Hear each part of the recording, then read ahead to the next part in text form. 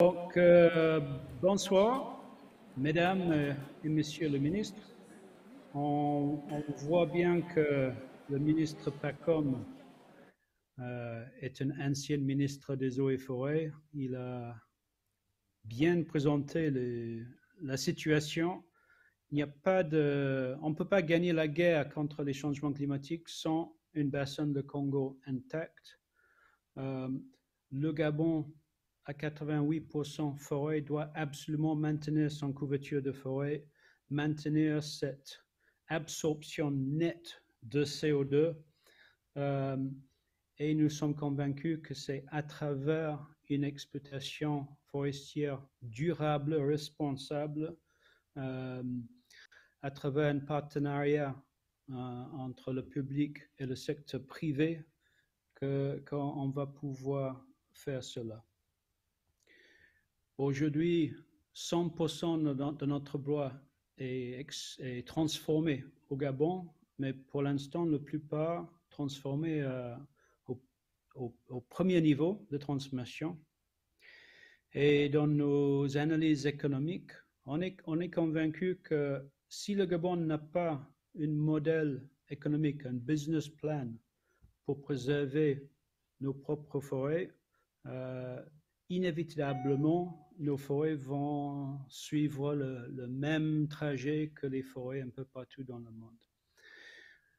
On est convaincu qu'en passant à la deuxième, à la troisième transformation, en exploitant rationnellement notre forêt, en amenant un supplément de bois dans les plantations, on peut multiplier fois 20 notre économie forestière. On peut petit à petit remplacer le pétrole qui est destiné à disparaître de notre économie à cause des changements climatiques avec des produits bois.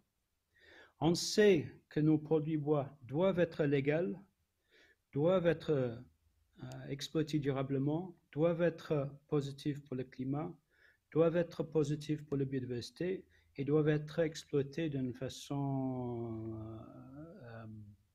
respectueuse de nos populations.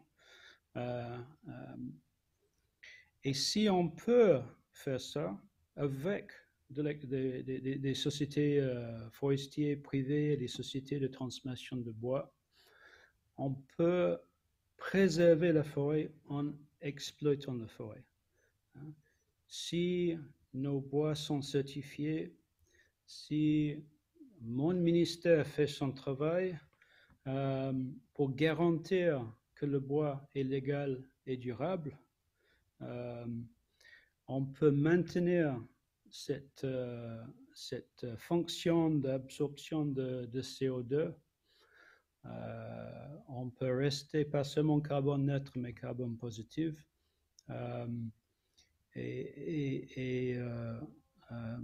C'est vraiment ça la vision aujourd'hui du ministère, du gouvernement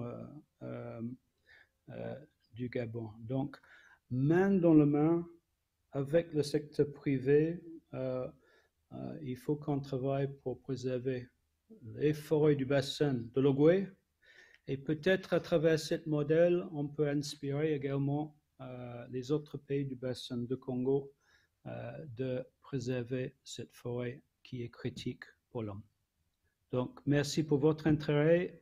Cette initiative est très importante et on est, comme on dit au Gabon, on est ensemble. Merci beaucoup et bonne soirée.